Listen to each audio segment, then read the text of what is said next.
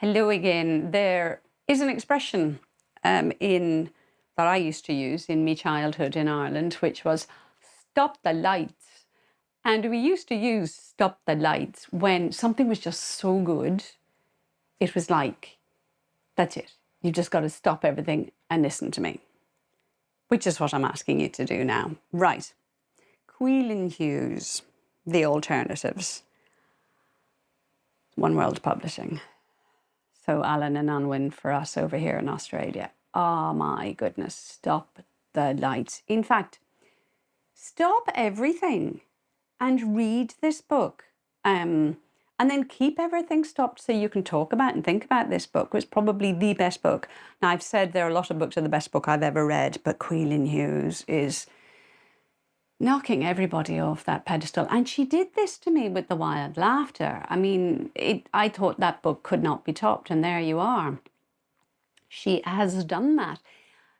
Basically, like, drop everything and read it. Like, drop your secateurs, your spatulas, your scalpels, your share portfolios, drop your spoons and your spades, the whole lot. Drop it and read it. Okay, I'll tell you why. Hughes has this thing. She has this talent. That's probably all I should say. And it's an indecent talent. It's just mind-bogglingly good. And, you know, we Irish, we have a great reputation for such talent. But honestly, I'm still blown away by this book. So I'm hoping the words are going to come out properly. There's something about this one. After the Wild Laughter, and I've said I don't think she could top that one, but if she does that again, I'm more than happy. This one, it's muscled out. It's a different sort of writing. It's the same Caoilinn, but the scope is much broader. And the reflection, the layering is much broader, but the humour, that trademark humour, is the same, and her conclusion of things is that it's like a scorpion. You just got that end, and you go, "Woo!" It's amazing. Four sisters. This is what she gives us: the four Flattery sisters, and I think this is sort of a very slow or very slight nod to, but does not in any way inform, or it didn't inform my reading. But you do have kind of that sort of. You can keep that in your mind, that kind of fairy tale thing, because the four sisters are kind of separated out also over kind of their interests or the sector of living that they sort of stand in a way to represent. I'm not sure that this is an essential. It is and it isn't. I'll come back to that. The four sisters, you learn very, very early, have been orphaned of both parents in one go. And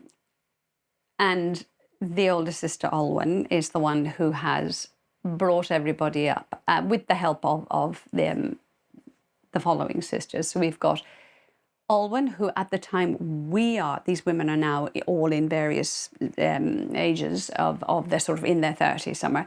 Olwen, the oldest, has a PhD in geology and through geohistory. She looks back that's what geology is, looking back at the history of the world and therefore at the future of the world. And she's the one who's kind of taken on the emotional responsibility and mostly also the kind of the day-to-day living of these younger sisters. So here we are. In the current day, she's a university lecturer. We get a lot of her talk on the state of the world, and we know that this is a primary, a deep-rooted concern for her, is that she can see from history where we're headed with the planet.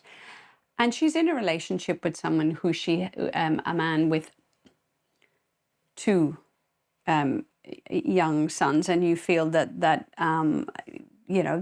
been very fruitful and very loving. But one day Olwen ups and just leaves everything. She gets on her bike and literally she cycles off into the sunset. At least that's what we find out. And this is kind of the crux of how did this happen? Why did it happen? And what are the other three sisters going to do? Because they keep tabs on each other. They're very close to each other as circumstances has obliged. Second sister, Rona, is that very sort of sharp, smart, wealthy. very successful political economist at Trinity College Dublin. Good on you, Trinity. And has the financial, the kind of material, the security, those answers to problems, and is careful about how she wields or uses that sort of resource, if you like. The next sister, Maeve, lives in London, lives on a barge with a mime artist who you sense is a kind of refugee or a person with no status. And you kind of wonder, is she a little bit sort of fascinated by him? But she's a chef, very talented. And with her younger sister, the youngest of the family, Nell, they kind of done some social media where Maeve is talking about cooking. And there will be a point to what kind of cooking she's, or what kind of food she's interested in. And Nell, who lives now in America, with that very sort of fragile status that some academics seem to have who are non-tenured or are looking for tenure. This is quite a common theme. These two sisters had worked on a series of videos where Nell is talking about sort of a philosophical issue while Maeve is weaving that into her. So you have the background and weaving that into the cooking that she's doing. Maeve is on a third book, having been given a publishing deal for all three. So there's a lovely prod at the publishing industry where she wants to write what she eventually, her heart tells her she needs to write, is not what they think she's signed up for. So they're at odds. And she's interested in food insecurity and the future of that. So we have 4 highly intelligent young women who all have an interest, an intellectual and emotional investment in the way the planet is going, whether it be from this philosophical point of view or from how am I going to feed people point of view, to how economically and politically do we keep the world safe, to the geology of the climate, and how these 4 brains address this. And what Hughes has used as a kind of a driving arrow, if you like, is this disappearance of Oneworld. So of course the sisters are going to track her down, and Rona, with all her, her connections and her ability to find out things, because she's highly connected between them, and between the sisters don't tell each other everything. So some of them may actually know more than others, but they eventually find where she is in County Leitrim, up in the northern part of the Republic of Ireland. And she'd been stopped in her tracks by an overturned sheep, which is one of the tragedies that can only be saved by human intervention. Or, no, it's not one trapped in its back, it's trapped in the thorns, but saves the sheep, and eventually ends up in this, having a drink in the pub. And the drink becomes a little bit of an issue, because it's how it was one of the factors that meant the parents sort of let go of life. There were issues with overthinking and overdrinking. Let's put it that way. Look, Hughes, I mean, she makes you laugh all the way through this, but at the same time is looking at these really deep and fascinating issues of human intelligence, but basically this female intelligence, and that as an alternative to kind of male-centric intelligence, which is superbly non-intuitive and fairly thick at times.